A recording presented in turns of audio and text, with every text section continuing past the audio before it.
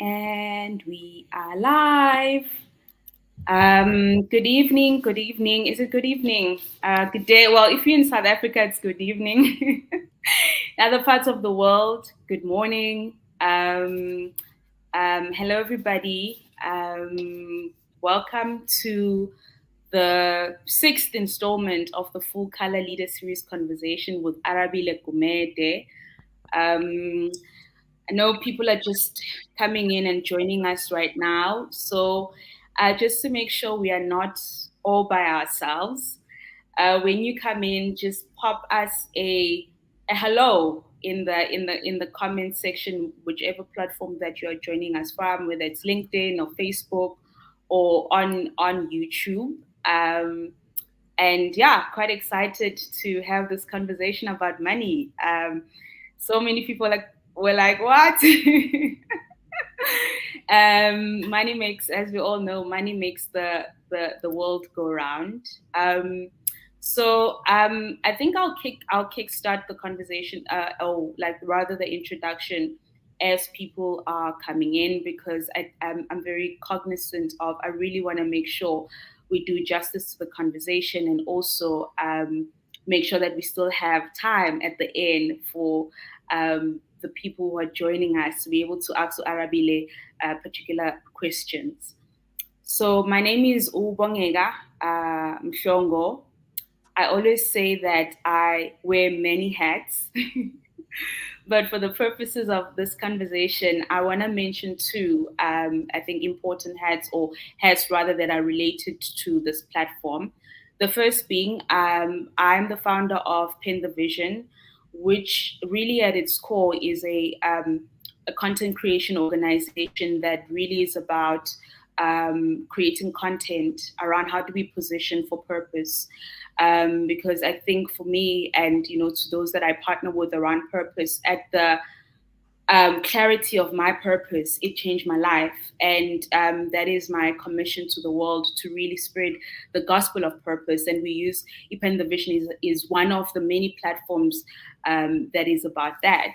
But tonight's conversation is really I wear the hat of the author of Thinking in Full Color, which is really a body of work or a collection of 77 essays that really seek to trigger full color thinking, borderless thinking, and for us to just be a bit more curious in terms of how we show up as a human species. And the Full Color Leader Series conversations, this platform, in many ways, I think it was important for me, to immortalize the idea around full color thinking and to find various platforms to be able to do that. So the guys who've joined us in various other installments, we've had different guests and we explore various topics and themes that I cover in the book. So, I mean, as we all know, tonight's conversation is titled The Doctrine of Money, which is a conversation that I think, I mean, it touches literally, money is one of those that literally it touches every single one of us. And what an incredible honor to be in this conversation with Arabile Gumede, who I deeply respect as a thinker, who I deeply respect as somebody that I in the money enterprise or the finance enterprise, and I think he's done an incredible job in really. I think making these very complex, sometimes inaccessible conversations about money quite accessible, and which we'll get into some of those elements with him tonight. I do want to just get some logistics out of the way. So for we would love if you have any questions that you pop them in the different chats, and we have Unosi in the background who's managing those questions for us. And in the last 10 to 15 minutes of we will give the last 10 to 15 minutes to be able to address or answer some of those questions. And also, Unospiwe will share details around how you can order a copy of Thinking in Full Color, whether you're in South Africa or any part of the world. You can get yourself a copy of Thinking in Full Color. Cool. Alrighty. I think hello everybody, and I see some of the people who already have joined us. I think I don't want to talk too much because I do think I really want Arabile to share his heart with us tonight. So, in kicking off our conversation for tonight, the doctrine of money, I think before we obviously get into the meat of that, I'm such a fundamental believer of getting to the heart or the genesis of who a person is. So, Arabile, to kick off this conversation tonight, I just, for those people about who are seeing you for the first time, they don't know who you are. In your own words, who is Arabile Gumede? Wow. Bongeka, again bong. It really is really incredible to have anybody think that I could share anything of use, of importance and of significance to them. And I think beyond everything else, it's really just my life's work to want to be able to share and experience the journey around money. I feel Mm, like we could just learn and do better and know better if we just understand better, right? It's not just about being educated, but the kind of education we receive that mm, has really driven a lot of what I've understood in my life. And I am the only child to an incredible woman who has always been my ShopRite Checkers Woman of the Year every year. I love that. And I can't thank her enough for everything she continues to do for me, whether it be today or any other day. And I was lucky enough to be raised by intombi enhle kaGumede, uqwabe kamalandela ngokulandela inkomo Ooh. zamadoda. And every day I give thanks to her because everything I know is really because she said to me, I need to know, I need to understand, and I need to grow. Mm, So, I'm an only child to an incredible woman who raised me to be a free thinker, free mm, spirited, but also responsible person who really looks at the world just with eyes as wide open as possible. mm, Not always right, but certainly thrives to be. Not mm, always perfect, but pursues nothing but perfection. So, yeah, in the greater scheme of things, I suppose that's the little old me who went on to try and study accounting, failed in that journey, but ended up still in the field and decided, why don't we explore the things we've learned and why those are so significant to the values of life? And I yeah. guess here I am today, able to express and share that on a multitude of platforms on a daily basis, and I couldn't be more grateful. God has certainly played a huge role in all of that. So ngibonga yena uJehova ngoba Mm. ngaphandle kwakhe I wouldn't be having this career, I wouldn't be having this life, and I wouldn't be having this journey and this opportunity to share with you. So thank you, Bongeka. Thank you. Wow. Um, Thank you for being so incredibly, I think, human in how you introduce yourself. And I deeply appreciate that, which I think is part of the reason why you were definitely on my radar for this series of this full color leader series conversation. Now, obviously, part of what I don't want to say what qualifies you, but I guess what qualifies you to have this conversation about money is you are this thing called a financial journalist. And right now, I know you are work for CNBC UK. By the way, big ups, amazing, kudos to you. Um, so how did you? I'm always again even curious. I know you've mentioned that you studied accounting, didn't do so well, but what is financial journalism to maybe a young person who's joining us? and they may not know what that is. And how do you find yourself, Arabile, right now being, how did you get rather into the field of financial journalism? Yeah. Financial journalism is ultimately being able to share the full understanding of anything to do with business, economics, money, Mm, and how the world works when it comes to the basics, just money, right? yeah. I always say to people that I'm that boring guy that's sandwiched between your news and your sports, and sometimes between your sports and your weather when it comes to your news broadcast. So I'm usually the guy you don't want to see.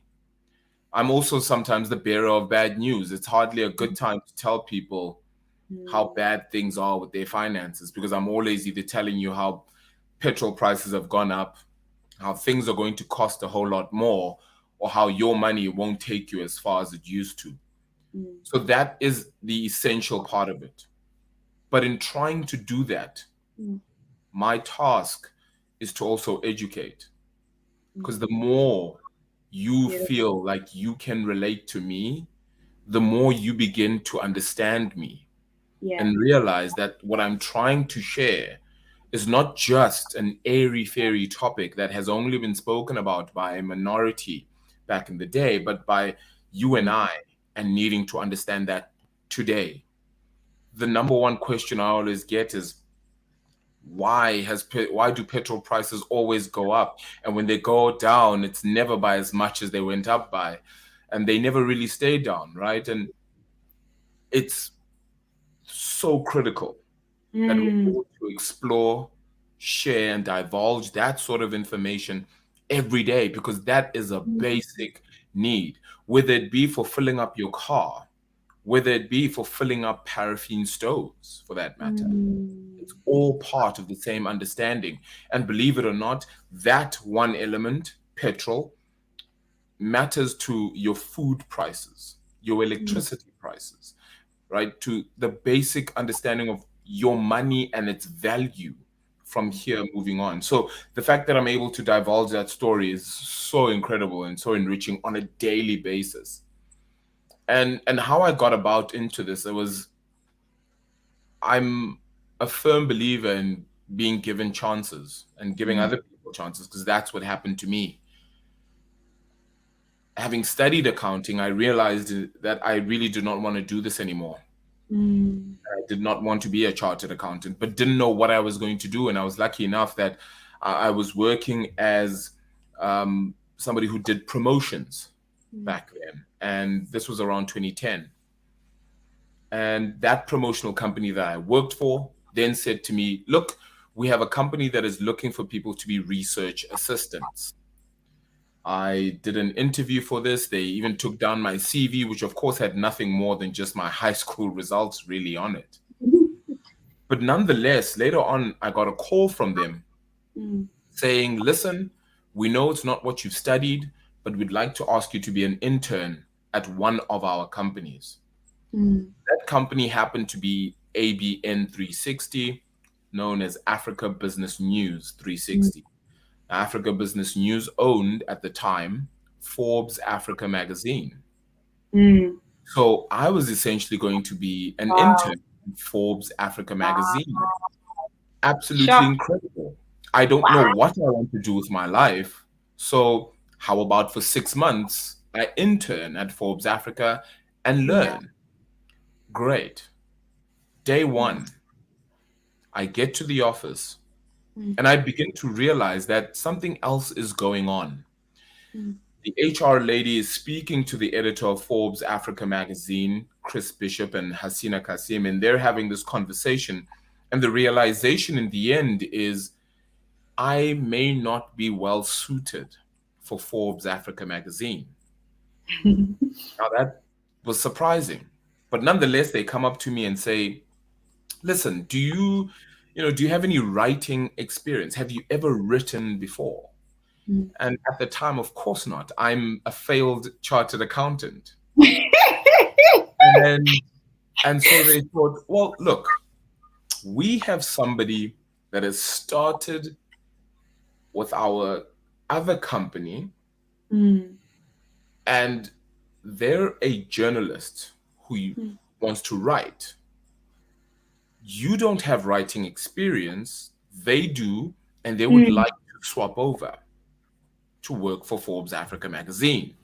Now, Mm. on the other side, where they are, would be their TV channel called CNBC Africa. And they say to me, we could then move you to our TV side and you'd be able to learn the ins and outs of TV, financial journalism, and we could hopefully train you to Mm. be an on air talent. In my mind, this is what I said to them. Mm. You're giving me 5,000 Rand as an intern.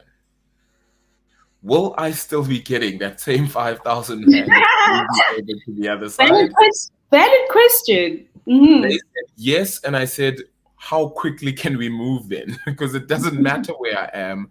I'm Yeah. trying to get experience, to gain knowledge Mm. and understanding. Little did I know that Wow. that move was Sure. how I would get the rest of my life, the rest of my Yeah. career. And Sure. I stepped into the CNBC Africa Mm. studios, and in the words then of a really popular song, all Mm. I saw was all of the lights. Oh wow. Sure. And it truly captivated me. Mm. And I think I got driven by that and wanted to do better and more Wow. all the time.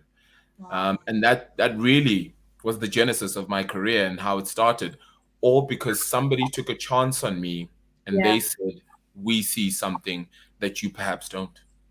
Wow. So, um, what a beautiful story, and I mean, really, you're also just such an incredible storyteller. And I think for me, as you are narrating your story, the the pin the visions like what do you call it? I don't want to call it a tagline, but our quote, yes, our foundational quote at Pen the Vision is purpose comes through movement. But actually in its completion, it's saying the clarity of one's purpose comes through movement. And my conversation, my encouragement to people who are still figuring out, I'm like, just obey, just do when just obey the little things that come to you. Try out that job, whatever, because it's in that movement where the clarity comes.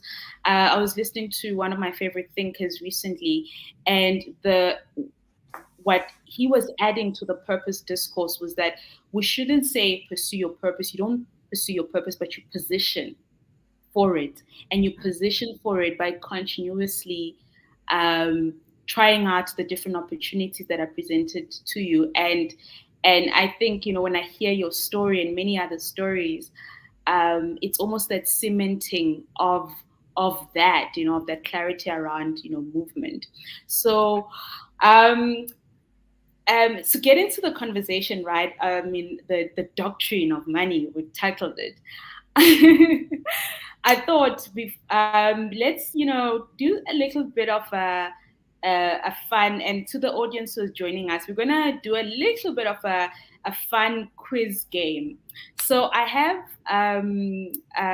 a couple of statements here that I'm going to read out to Arabile, and guys who's joining us, feel free to participate. So the quiz, Arabile, I've titled it Money Tales Quiz, right?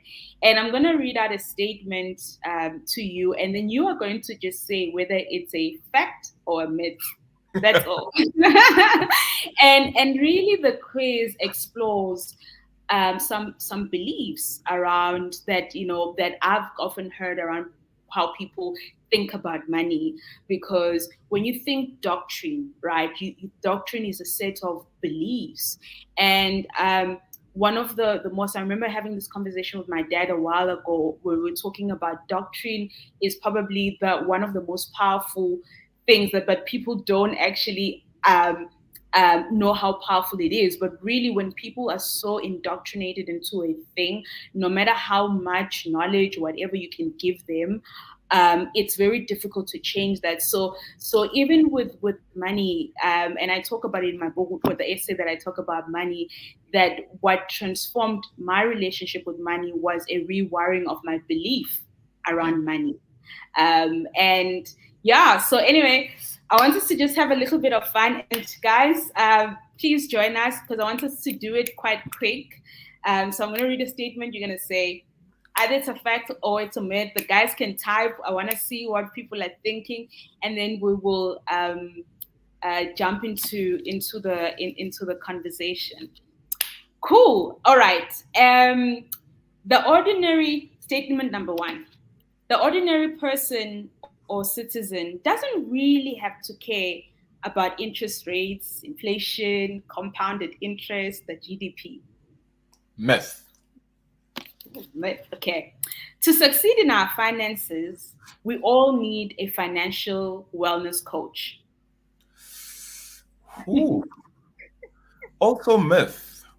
Okay. Oh, okay. Very interesting.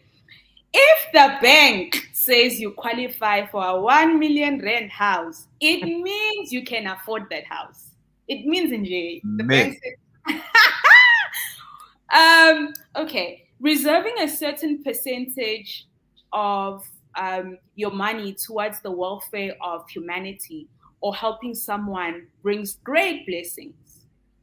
Reserving a certain portion of your money. You're gonna get me into traditional trouble here with people who are traditionalists. Look, if we're speaking strictly money, it has to be myth, right? Okay. Hey, this is South Africans are gonna love this one. Yep. In a relationship, indoda must. Myth. Just by that fact, TJ. You don't even have to finish it off. Just for the fact that indota must, it's a myth. How Arabile, can I finish the statement? That's South Africans want to know. No, indota must is a myth. Sure. So indota, a man should not always have more money. He should myth. Myth. Okay. Always make sure to save money no matter how small it is. Fact. Okay, cool. Making money is an action. Keeping money is behavior. Growing money is knowledge. Never heard it said like that before. I'm going to say fact. Okay. Multiple income streams are the future regarding how we create financial wellness for ourselves. Yeah, fact. Okay. The person is the asset. Money is only just a tool.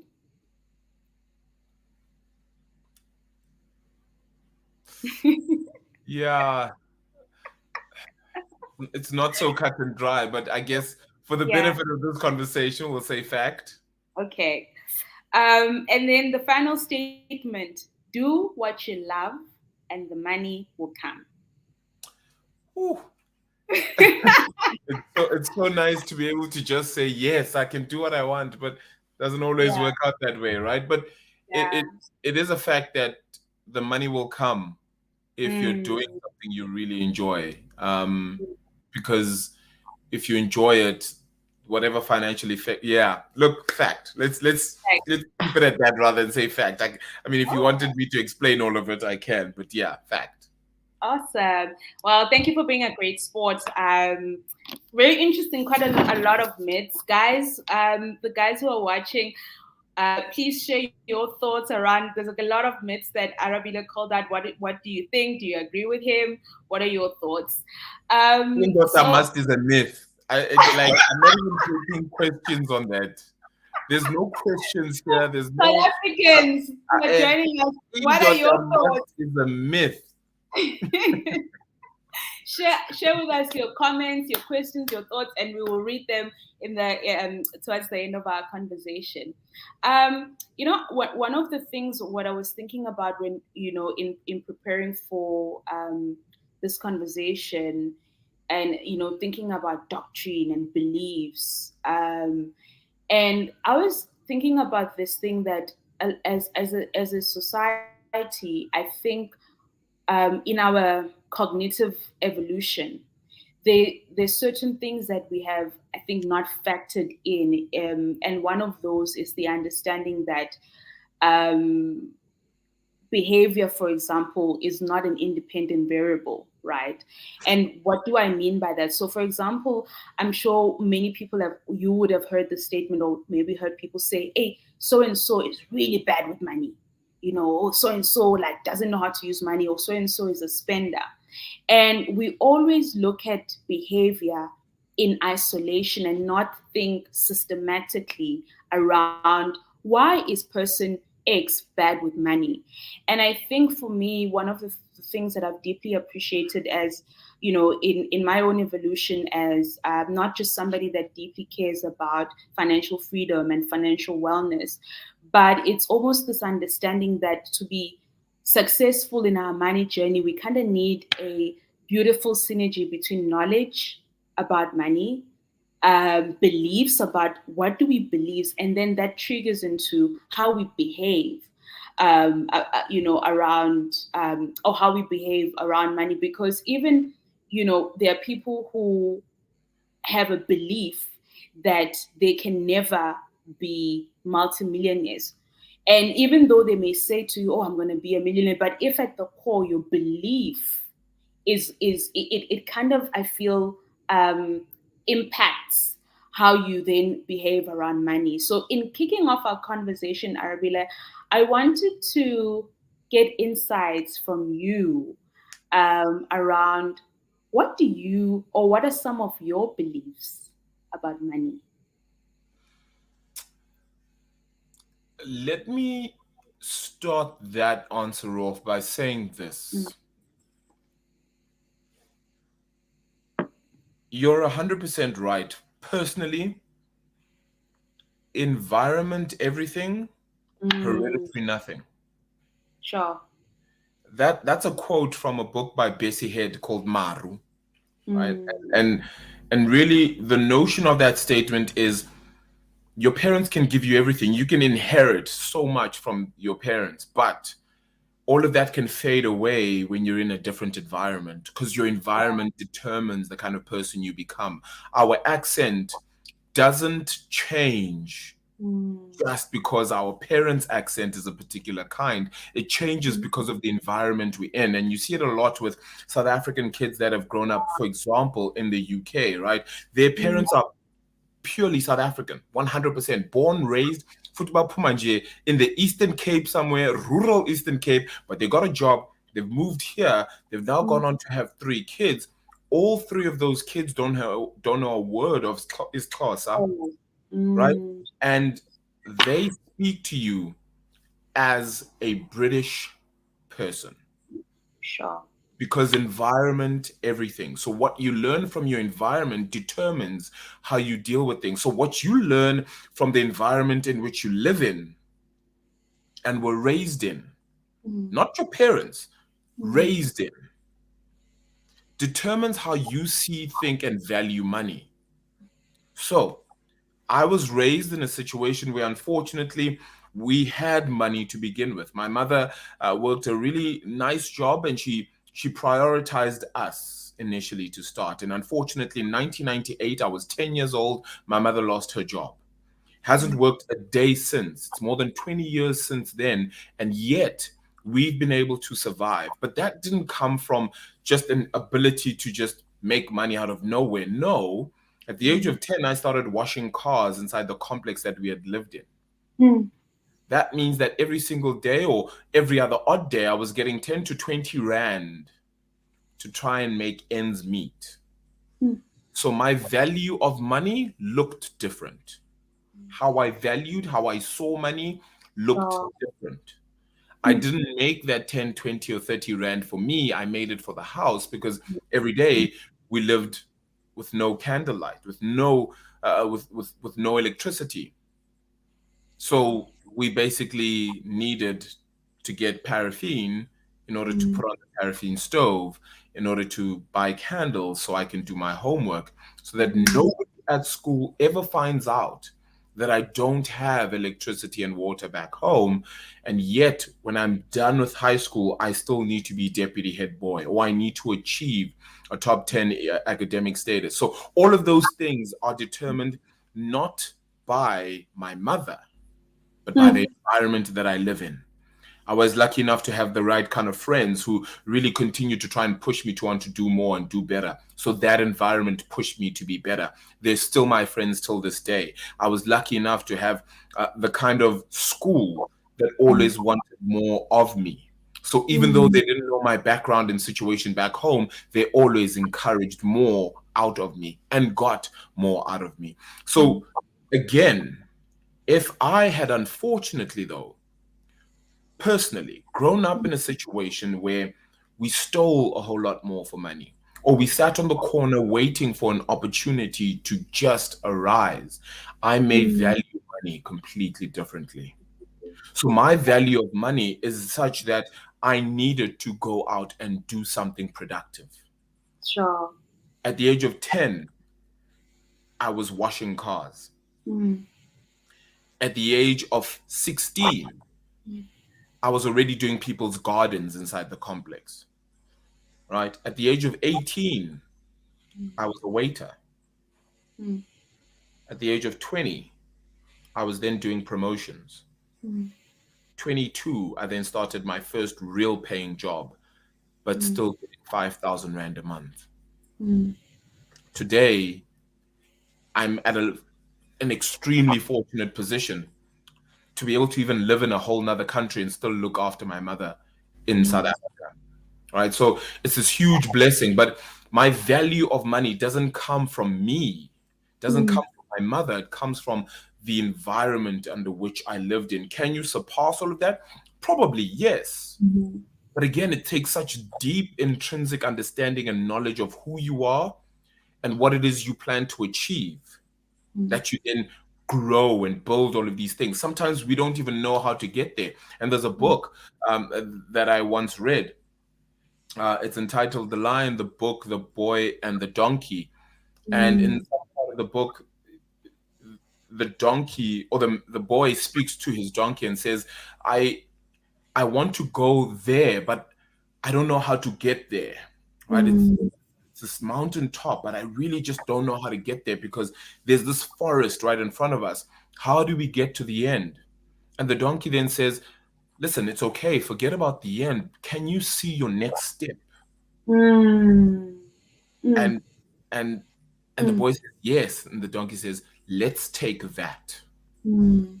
Once you start to take that, your journey unfolds because you started to see things differently. You see a greater perspective. As you get deeper into that forest, you begin to see the path a lot better. Does it make that path easy? No, it just means you can see what it is you're doing.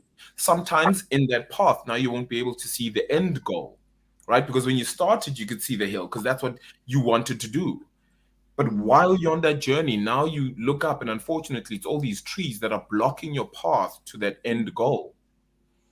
But because you can stand that test, you can go through that forest and eventually reach that end goal. One step at a time, your environment determining your end.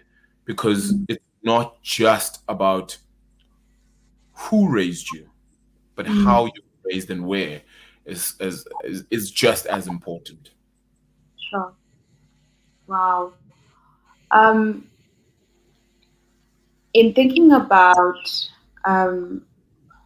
you said something about, I like the story that you're sharing right now, and bringing us also back about starting where you are. And sometimes, bringing it back to the conversation around money. I once heard a financial conversations person talking about that even people who are in massive amounts of debt and who feel hopelessness, one of the things that they train them on is just start where you are right now and acknowledge that to be able to move forward. Um, and I mean, there's quite a lot. I mean, you've brought quite an interesting perspective about your environment is everything, and your relationship with money stemming from your mom losing her job 1998, and my goodness, you then having to, I guess, step into this role where you have, I perceive a relationship with money as a tool of provision for you and your mom, and having worked around that. Um, so you're a financial journalist. You've worked in South Africa and in the UK. In terms of themes around money, Arabile, I'm curious around what are there common themes around how people think about money in South Africa, and and as well as in the UK, or other struggles of our country, or the perceptions around money in our country different from what people, for example, in the UK, or in, yeah, I guess I'll speak of the UK because that's the context you find yourself in, different.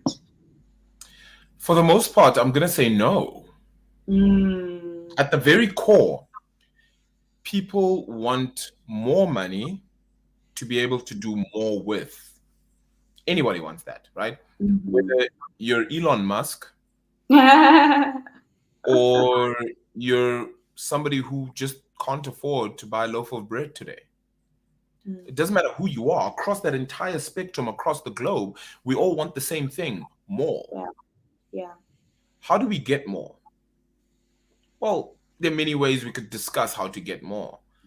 But at the basic root of it, the first thing that Elon Musk is trying to do, and what somebody who can't afford a loaf of bread today both want, and Mm, some of the statements they both make eventually somewhere in their conversation, mm, is government must. mm, mm, mm, Here's the difference though. Elon Musk, and I'm using Elon Musk as an illustration of the ultra rich here, and even just anybody who can afford, right? So mm, the likes of Elon Musk would say, I think the government must do this. And so mm, he'll use his influence to make sure that government does in as best a way as possible. Otherwise, he'll make alternative arrangements, right? One. mm, The others will say government must, can't do anything about it. So he'll tell everybody else around him. And instead of using, like Elon Musk, his influence, mm, the other person uses his sphere of influence, not to change, but to make sure that we're all sitting on the same understanding. mm, So, am I right in saying that government must? mm, And then you find one person that agrees with you, then there's another and another and another. But effectively, all we agree on is that government must do something to make mm, my life easier, mhm, right? mm, So that's the mm, basis of money for everybody. That government must give me free housing, must give us more money when we're on pension or need medical aid or whatever the case might be when it comes to that. The government must fix our roads, must give us better education. And that is there's no wrong in saying that government mm, should be doing that. mm, Fully agree. The problem becomes one person mm, who now has the opportunity can do something about it. The other person, unfortunately, can't. mm, mm, The thing about both ends of this, though, that I think for me is really important is that we both can have the same understanding of money. mm, Understanding. I'm not saying we can both action things the same way. I'm not saying we have the same opportunities. I'm saying mm, understanding. mhm, I know that opportunity determines a whole lot of things, but if you pick up one book mm, today, any phone can get you onto the internet for you to understand why in the world inflation matters, mm, why in the world money moves the way it does, understanding the basic and bare concepts that are spoken about on a daily basis. yeah. Right? I always say to people that inflation is basically just saying today bread was 5 rand, tomorrow it's 8 rand. Mm, That 3 rand is called inflation. mm, Right? So understanding why does inflation then happen? right? And we can lay down all the issues that actually make that the case. Because every day certain things are going higher and higher, all the input into making a loaf of bread. So I don't think at the core Mm, we see or have a different perspective on money. mm, It's what it is you want to do with it in the end that matters most. But at the core, you start by saying government must. mm, And for me personally, if we can rid ourselves of that a little bit, mm, that's not to absolve government because we pay them taxes, right? So mm, I always say that if government did better, why would I need to get private medical aid? mm. Why would I continue to make Adrian Gore and Discovery rich if I have all these public hospitals that I could just be using, Function well. Yeah. right? Mm, Why do I have to buy solar panels mm, when I've got a government that said they would provide electricity, mm, right? And in fact, I don't even pay that through taxes. I physically pay for that, mm, right? So it's just all these elements that you just begin to say to yourself, do I need government to do otherwise? Probably not. That's why private hospitals were created and private medical aids. That's why private schools were created. That's why solar panels were created, because somebody said government should be doing this. They mm, aren't. So let me make another solution. mm, And unfortunately, that other solution differs the lower down the spectrum, unfortunately, of earning you get. mm, Because at the very end, the only thing they think in some instances mm, might be worthwhile could even be crime. That is not what we advocate for, of course, mm, but it just shows you how we all just want more. And if you can't have more, what do you then do? And mm. so I think around the world, it's the one thing you always see. I just want more money. Just want, mm. Yeah. I just want more money, but I guess the mechanisms, as you're saying, to get more money, we at the core we want the same thing, but the mechanisms of how do I get more money is where we differ. So Yeah. you have the guy, and I so agree with you around that. I mean, in the book, the essays that I guess birthed this conversation is tactile and accessory everyone would like, and I talk about my own story around my encounter with my rethinking around the relationship with money. It's even that we have been socialized to believe that you go to school. There's nothing wrong. Obviously, we all educate. We love education. Go to school, but it's almost a thing that you only get money because you're hired by somebody. And then when I did my research and had that encounter of being unemployed and reconfronting what is this thing um, around money. Arabile is still there. I think we lost you. Um, No, no, I'm still here. Sorry. Sorry. okay, Yeah. okay. So and reconfronting this thing around the belief around money and recognizing that, and it was that, and I talk about it in the book. I realized that people who are very wealthy have a very different way of thinking around how they think about money, how to acquire them, which is has been the what I resonate with. But I wanted to just ask you a question around also, what do you think? Because as you said, whether you're in the UK, in South Africa, you're in Kenya, you're in Singapore, at the end of the day, human beings just want more money. But it's interesting that others get to ascend to the highest place in society and acquire that money. And I'm curious about, what do you think we need to resolve within ourselves to be able to see money differently? Nobody's coming. Nobody is going to Mm, give you the things you want. You're going to have to go out there and get them. mm, I decided once I had this career that actually, you know what? I'm going to be the best there is, best there ever will be, best possible in what I do. I don't know if I am, but you damn well understand that I'm doing my absolute best to be that person. Every day it's still striving. I want, when you think of sports, Bongeka, who's the Yeah. first person that comes to mind when you think sporting journalism, South Africa, or even in the world? Just think about it. You think of somebody who relays sports the best. Who do you think of? There's also this Carol. Precisely. So I want to be Yeah. Carol There's Shabalala. Robert Marawa. Precisely. I want to be the Carol Shabalala, the Robert Marawa of business. The Yeah. first person you think of when you think money and jeepers, how do I make business? I want to be Arabile.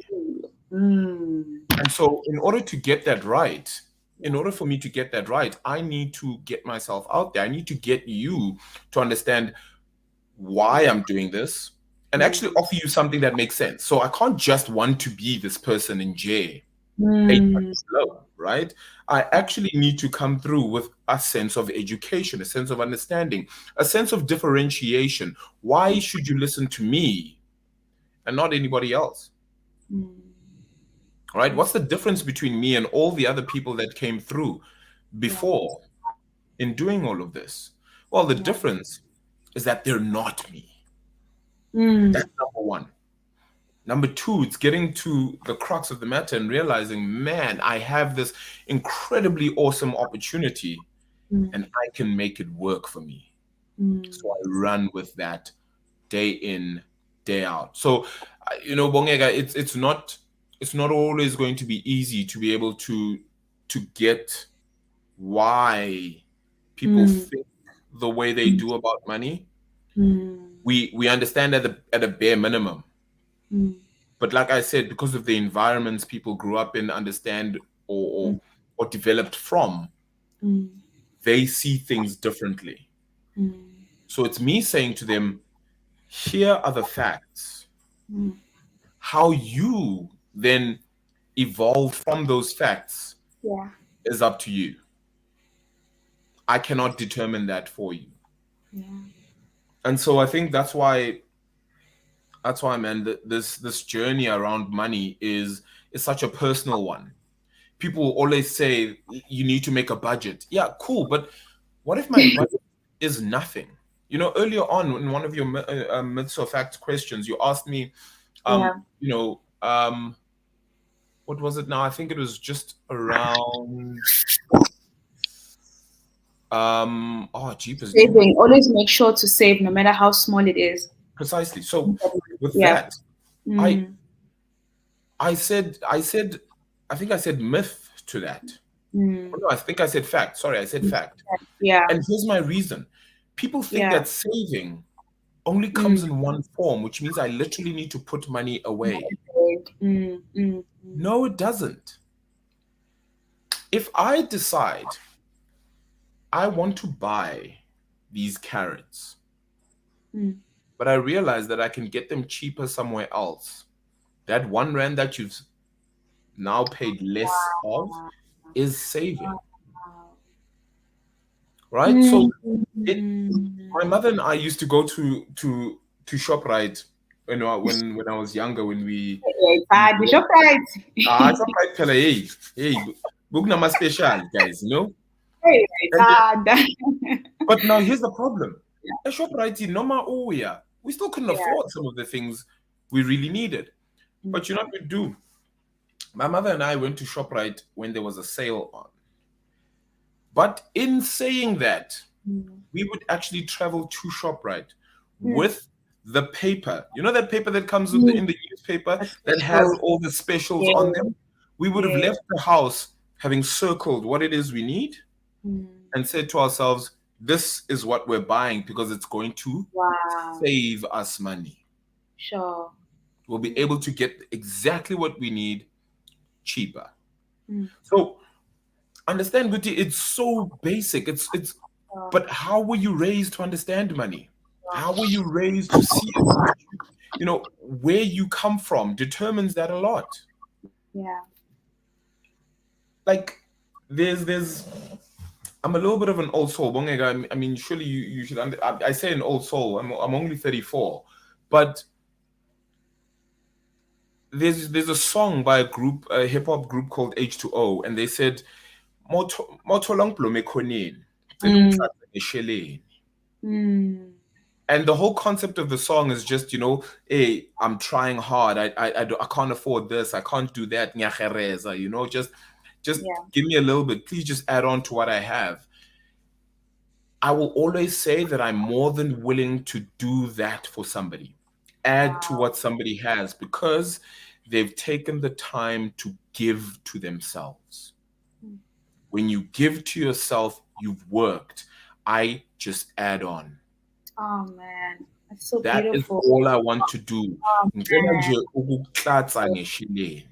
Mm, If you show the interest and the keenness in wanting to be sure. better at understanding your money, I then just add to it. I'm Oh, not the guru. so I'm not beautiful, really. I'm not the be all and end all. Mara Yeah, ngizokuxhatsa sure. ngesheleni, just so that you're able to push on your way. Why? Oh, Because to me, that's what matters most, man.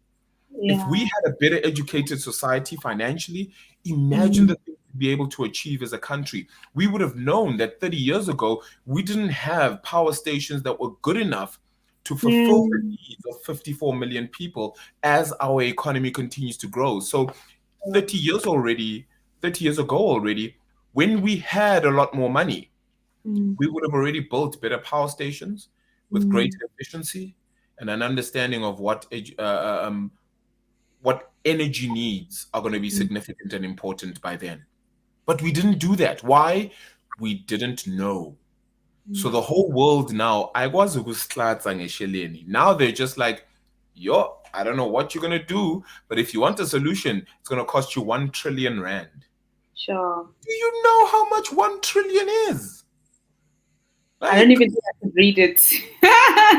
exactly. You know what I'm saying? So it's those important things. I just want us to get to a Mm, point sure. where we understand our money better so that when people come along bayakwazi nje ukuzixhatsa Yeah. ngesheleni. Wow. Um, sure.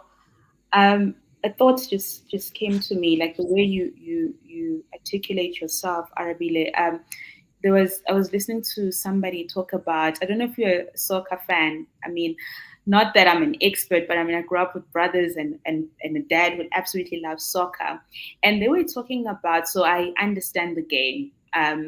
They were talking about and they shared such an interesting thought around some of the reason why we celebrate and love people like Abo Cristiano Ronaldo or Messi or the great Pele of Brazil. It's not so much the execution of skill on the field. Of course, we love that, but it's what they do, the invincible things that they do behind the scenes that become a conglomerate of their performance in the field. And it reminded me of one of the things that we exploring, in the course I'm doing, is this idea around a performance pyramid, and that actually some of the people who are the best in their field, there's different elements, not just the physical. Obviously, for soccer people, the physical execution is important, but I'm curious around Ronaldo's mental capacity. What is the self-talk that he has with himself? I'm curious around his spiritual capacity. He perhaps sees his gift on the field as perhaps a gift from God, and his emotion. Maybe when before he comes on the field, he's confident, he's joyous, he's calm. All of these different elements become a conglomerate, which is why they are the best. It's not that the best because they can kick a soccer ball, because there's so many people who can do that. And honestly, Arabile, when I've listened to you, even in financial literacy campaigns, you've been a part of so many big other corporates. Your you articulate, your attention to detail, your knowledge of the subject matter. You are so excellent in your delivery, even as a financial journalist, that I'm left so curious around what are the invincible things that we don't see that Arabile does, that then informs, of course, you being Arab money, being the money man, that informs I'm serious, your clarity, your articulation, your meticulousness, your excellency in your delivery of your craft. What are those things? It's a story I've told before.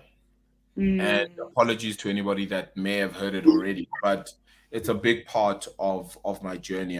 When I started as an intern, I worked on a show called Beyond Markets and another one called Closing Bell at CNBC Africa. Excuse me. And the anchor of those shows was a lady called Lerato Mbele. I know Lerato. Now, Lerato for me is an absolute matriarch in my field, just as a broadcaster, as a journalist, amazing, impeccable woman who really nurtured what I probably didn't understand at the time. And I sat right next to her and she said to me, so I asked her, what can I do for her? You know, I'm the intern, so I'm expecting that I'm just going to be running people, getting tea, getting this. And she literally just said to me, Arabile, I don't need anything from you. Sure. But please, can you do me a favor? Read. You're going to have to know a lot of things. Read. I got to the UK and I've now seen 3 prime ministers, 2 monarchs. I saw that. 4 finance ministers, right? I mean, 4, and it's just crazy because so much has changed. Yeah. But in that time, I've had to catch up to all of it and get to know all of it, and I was thrown right into the deep end, and I needed to act like it was my government. And I'm sitting there going, "Hey, do you understand? Hey, Hey, and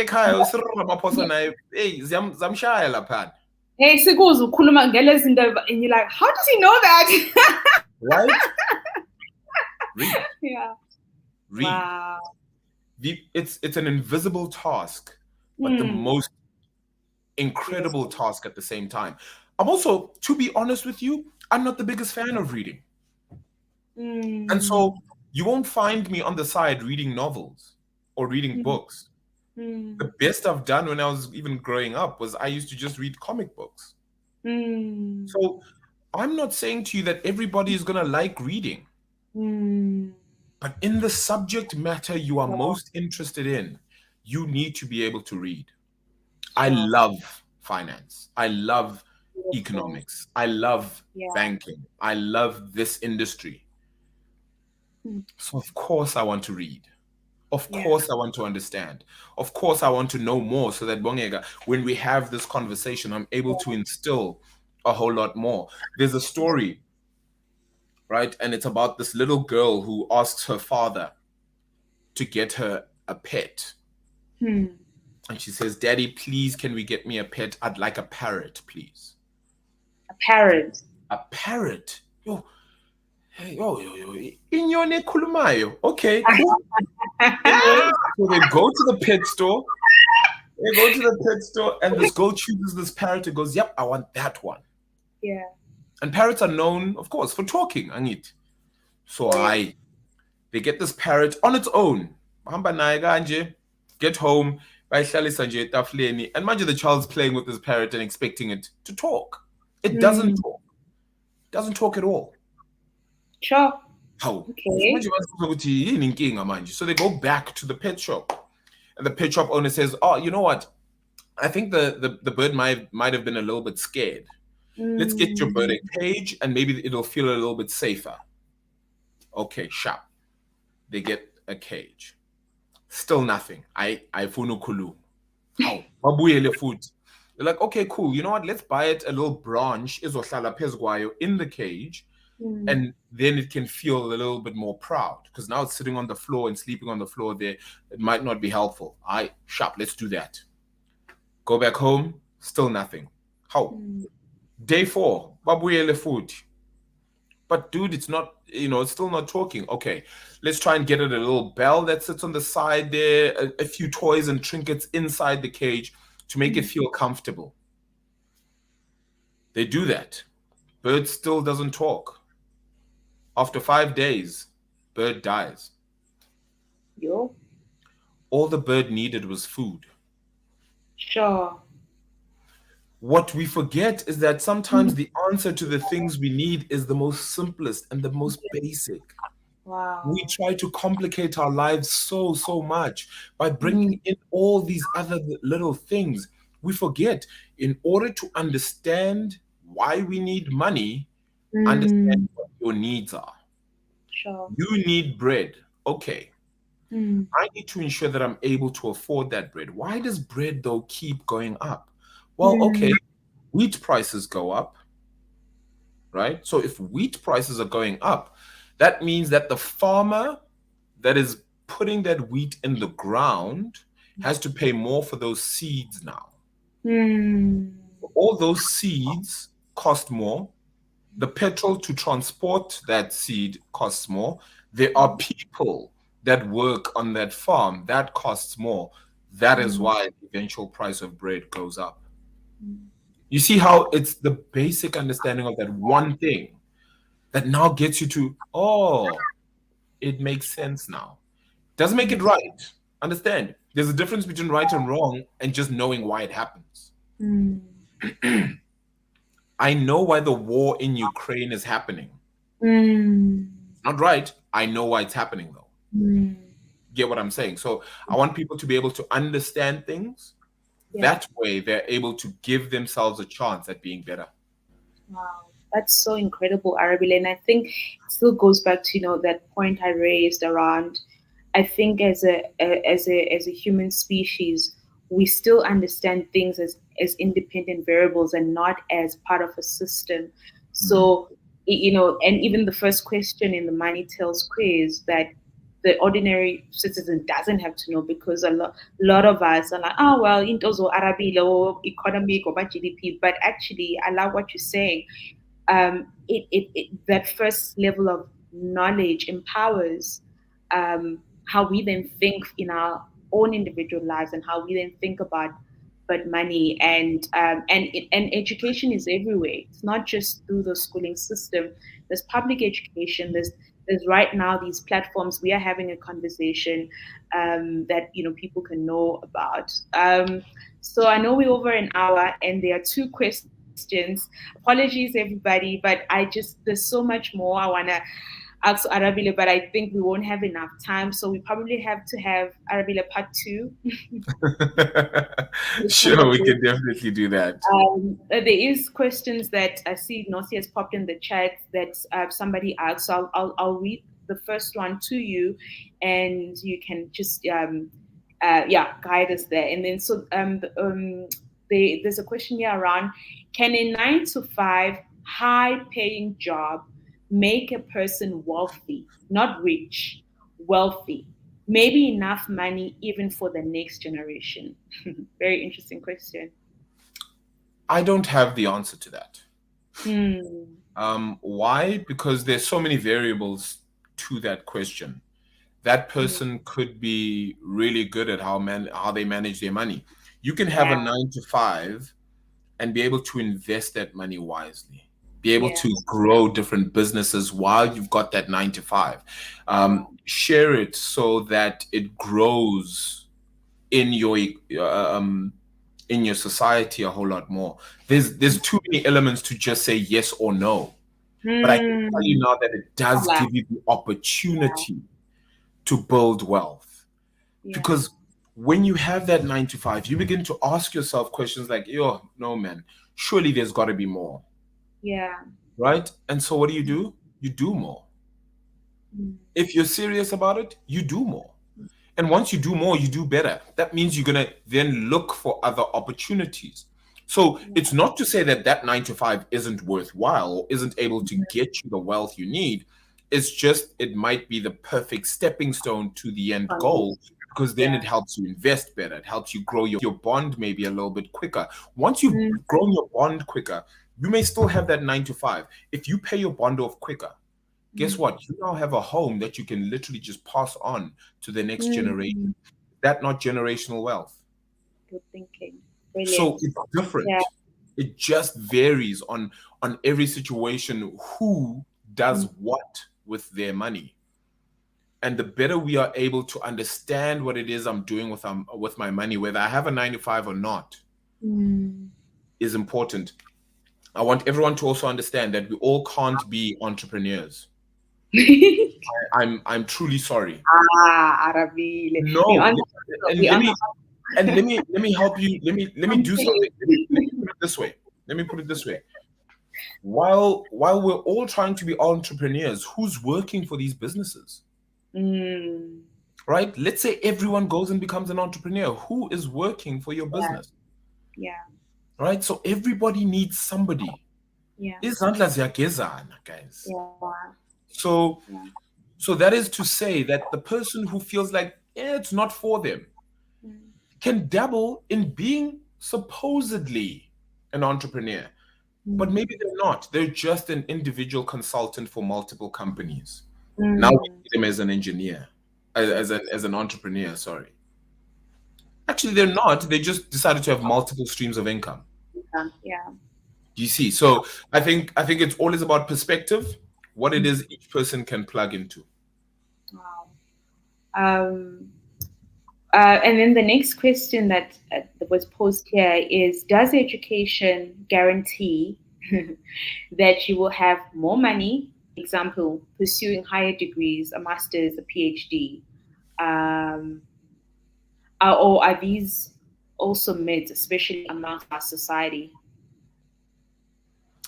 Yeah, look, I think the world of influencers has proven that you don't need That is true. any of that, right? We live in a society where money is made from ideas, from image, from thoughts. Just I associate a brand with you now, right? You don't always drink that brand, but all of a sudden that brand says they want to work with you, and now I think, perfect. That's what that person is about. So now you get paid to be associated with that brand. That's all it is. Yeah. So you get paid by ideas, association, and thinking. It's that simple. So you don't need, and technically never have you needed all of those things to make more money. That's not to say it doesn't make you money, right? Yeah. It doesn't make you more money. I want you to understand that. But it's not the only way. It really isn't. There's so many other ways to do this. And I think this is why I looked at my qualifications and I thought I might never study again in the formal context, right? Which means I may never sit in a classroom. I may never actually attend a lecture again, the way we used to back in university. But that's not because I've stopped learning. It's just because my learning is different now. Yeah. So I'm pursuing growth in my own avenue so that the ability to learn goes up this way. The tangent of learning goes up that way for me in my field, how I do it. Nobody's going to be able to teach me TV, economics, and the energy to give off that message the right way in a lecture. But I can do that while working because that is my craft. So it's not just about formal education. Again, that's not to say formal education needs to be done away with. There is no way. I think it does need to be reworked and reconsidered because some of the things we do learn are pointless and don't offer as much growth for our future. Till this day, I still don't know why I solved for X. I still don't know why. Your mind to solve complex problems. We're training your mind. What angle is this? I don't know, but we're training your mind. Sin, cos, tan, cosec, and all of those things don't make sense to me. Somebody else knows why they have them, right? So it's knowing that I can advance my knowledge then in those spheres if that is the direction I want to go in. Yeah. So it's not the only way, but it does help. But understand that Mm. You don't have to have all those things in order to make money and be wealthy, Yeah. right? Also, your definition of wealthy depends on how Yeah. you see things, what you think, how you feel, etc. Yeah. So, yeah, it's a lot Mm. about growth, man. It's about perspective. Just Yeah. have that perspective. Wow.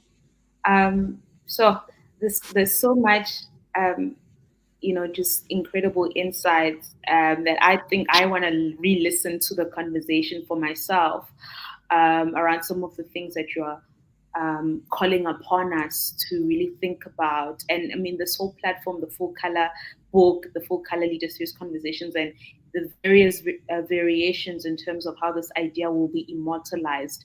But it's really at the core us revisiting the source of what we have often taken as just beliefs. And I love that you are re-challenging us in so many of these things. And I never seek to be prescriptive, but my whole commission, my whole gospel is to plant the seed, and then at the individual level, the person, runs with that. Arabile, and I want us. I mean, obviously, we're a bit over time. As we close off this conversation, tonight, and guys, thank you to everybody who stayed online, even though we've run over. Unosi will just pop the, details around how to get yourself a copy of the book on the comments where you are. But as we close off this conversation, Arabile, what is it? Perhaps is there something that you would love to share with us, in order to feel complete, um, for tonight? There's always a story that I love telling as well, and hopefully, this story resonates. I've tried to tell quite a few stories actually today, but here's another one. There were these two monks who Mm, work in the monastery, right? And they're one of those who aren't allowed to touch women. They're mm, learning and professing the truest form of leadership and centeredness to religion, etc. And they're walking as well in this forest. yeah. And they eventually get to this river, but this river is gushing with water now. Like Mm, it's streaming. The water is streaming mm, going very quickly. And there's this old lady who is trying to cross this river, but man, she's struggling. You can tell she's going to struggle because unfortunately she's too old to be going through this. mm, And so these two monks, there's one older monk who's been in the monastery for a while, then there's a younger monk who's sort of in learning. And so the older monk decides, you know what? I'm going to carry this lady and I'm going to take her across the river, right? To help her because, I mean, she would have probably hurt herself mm, from trying to get across this river. So now the younger monk is just like, how, just thinking to himself, but we're not allowed to do this, right? But anyway, they keep walking. And the older monk just keeps on talking and talking and talking. And they're talking about other stuff. And you can tell that this younger monk is still stuck on what just happened mm, back at the river. And so about 30 minutes later, the younger monk can't hold it in anymore. And he says to himself, you know what? I need to ask. So gathers up enough courage and says to the older monk, listen, I need to ask, sir. You know very well that we're not allowed to touch and come into communication with women. mm, Yet, like 30 minutes ago, a while ago now, you decided to mm. carry this woman. What happened? Like, why did you do that? The older monk's answer was, I carried that woman 30 minutes ago. Why are you still carrying her? Yo. There's so many things that happen in our life that we carry as baggage, Yeah. and we forget that we need to learn from it, take it, Mm, and move forward. mm, We as a country carry so many scars. Nobody's saying forget, but somebody is saying take the lessons and move us forward as a country. Mm. We need ourselves to take ourselves forward. Mm. And if we don't realize that we are carrying these things and they're weighing on our shoulder Sure. every single day, we realize that we can't begin to carve out the things that need to be understood in this world to grow our country and make it better if we aren't sitting there going, you know what? I know what happened in the past, but I'm not going to let that determine every single interaction I make today. Because once that development gets out of your system, just know that you can let go and build. And that is what our country needs. Our country needs people who are just going to build, Yeah. people who are just going to develop and grow and not carry the burden of the past. I'm going to say something very controversial. The day our country moves forward is the day we have leadership in the country, not just one person, leadership. And I'm not talking just about ministers as well. I'm not talking just about the people that are in power. I'm talking in general, leadership. The day our country moves forward is the day we have leadership that is neither infected nor affected by apartheid. Sure. Difficult. Yeah. Very difficult conversation. Yeah. I'm not saying that it's possible to just do it now, but I am saying in order for us to move forward, we're going to have to get to a stage where the leadership is neither infected by it nor affected by it. Wow. How long that takes is up to you and I. Sure. Wow. Sure. Yeah. I'm really taking in that. That's why I'm lost for words. Wow. And what I love and it deeply resonates with me that you're calling us to really exercise our creation muscle and that it really is in our hands in many ways, both at the individual level and at the collective level, to transform this country and this continent. And I believe that, Arabile, I believe that a new generation is ascending and is being called upon to rewrite the narrative of this continent. And I think we are amongst that, with the different bodies of work that we are committed to. And thank you for your incredible commission, your purpose in helping us rethink how we see ourselves and the conversations around money and the bigger economic and macroeconomic conversations. Thank you for even saying yes to my platform. It's not a lot of people who believe in somebody's day of small beginning. And I deeply appreciate you for coming through. I deeply appreciate what you've shared with us. And I still think we need part two with Arabile. There's still so much, I guess there is so much to talk about. And thank you to everybody who's joined us. I really appreciate you guys. Always when we run these series on a Thursday, people come through. They stay. Some people even send me comments post the session. I always so deeply grateful for that. Ngiyabonga kakhulu. And if Arabile, there's nothing else from your side that you'd like to share, I wanna close off with a small snippet from my book around how I defined what financial freedom is, and that will be it for the night. Is there anything else, or we good? No, I can please share, please. All right, cool, everybody. So again, so those who have the book, it's Essay 22. It's titled "An Accessory Everyone Would Like." And one of the things, or that I believe around financial freedom, and this is what I wrote: Financial freedom liberates people in other aspects of their lives as well. It gives them the freedom of choice, the freedom of association, the freedom of experiences, and the freedom of time. But for me, the most important reason for people to break out of debt, that is, financial difficulties, are a distraction.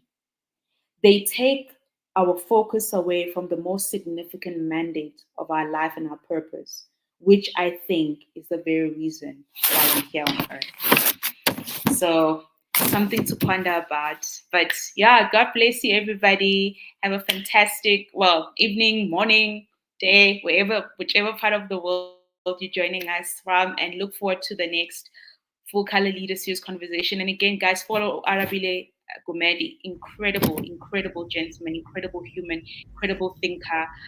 So much more for us to learn and understand around money. Be blessed, everybody. Thank you so much.